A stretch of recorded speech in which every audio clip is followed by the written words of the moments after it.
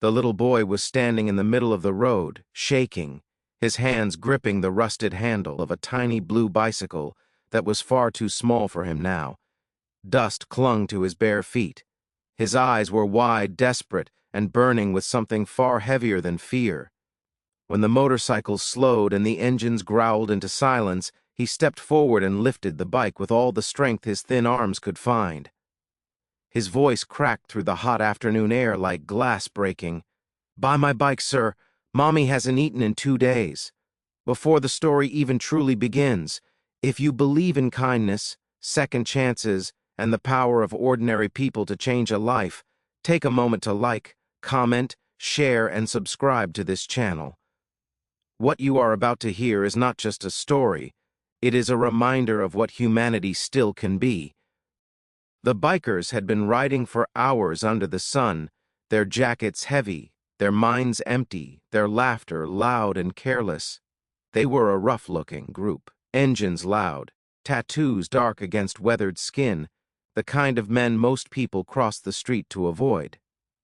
When they saw the boy standing in their path, they slowed at first out of irritation, then confusion, then something else. Something uncomfortable. He could not have been older than 9. His shirt was torn at the shoulder. His shorts were too big and held up with a string.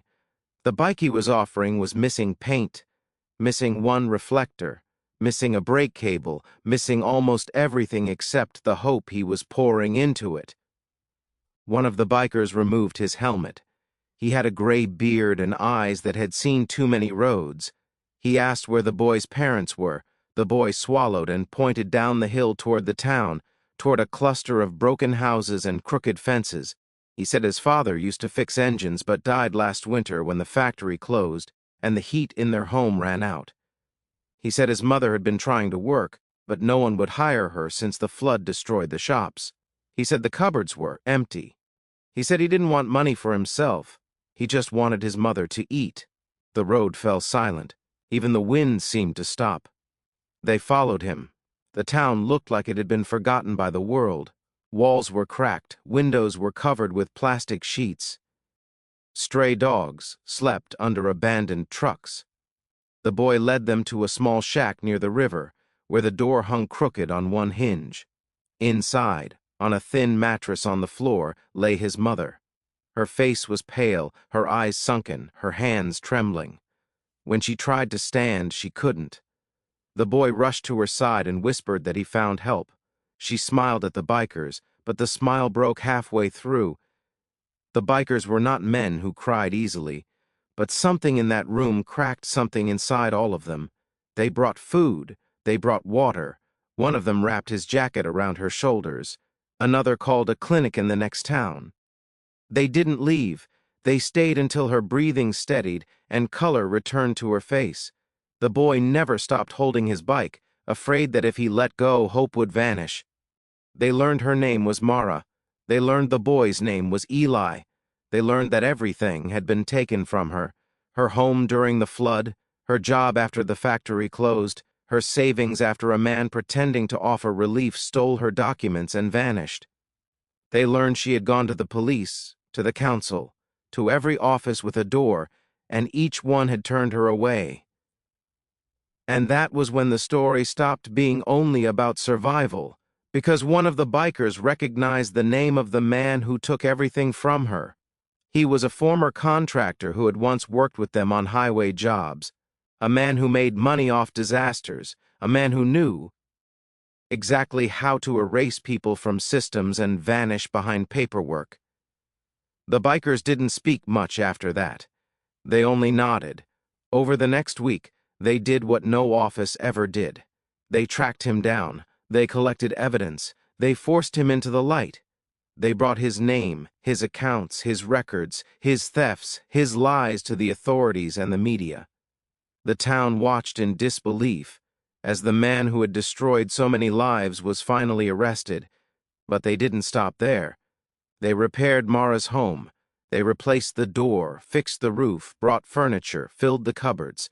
They found work for her with a shop owner who had once been helped by the same bikers years before. They enrolled Eli in school. They bought him a new bicycle, red, shining, perfect, and hung the old blue one on the wall of their home because that broken bike had saved them both. Weeks passed, then months. Mara stood on her own again. Her laugh returned. Eli grew taller, stronger. The town changed too, because hope is contagious. Others came forward. Other stolen stories surfaced. More help followed. One evening, as the sun sank into the river, the bikers came back to say goodbye. Eli ran to them and hugged every one of them, his arms no longer thin with hunger but strong with life. Mara stood in the doorway, tears shining in her eyes, unable to find the words that could hold her gratitude. The road took the bikers away again, but something of them stayed behind. Years later, I would become a mechanic like his father, fixing engines in the same town, helping anyone who came through with a broken machine or a broken heart. He kept the blue bike on the wall forever. And every time someone asked about it, he told them how once, when the world had nothing left to give, kindness showed up on roaring engines and chose to stop. Before this story ends, if it touched your heart even a little, please like this video, share it, and subscribe. Your support helps keep stories like this alive. And right now, comment the word kindness if you believe one good act can change an entire life. The road is still long, the world is still hard, but sometimes everything changes the moment someone decides not to look away.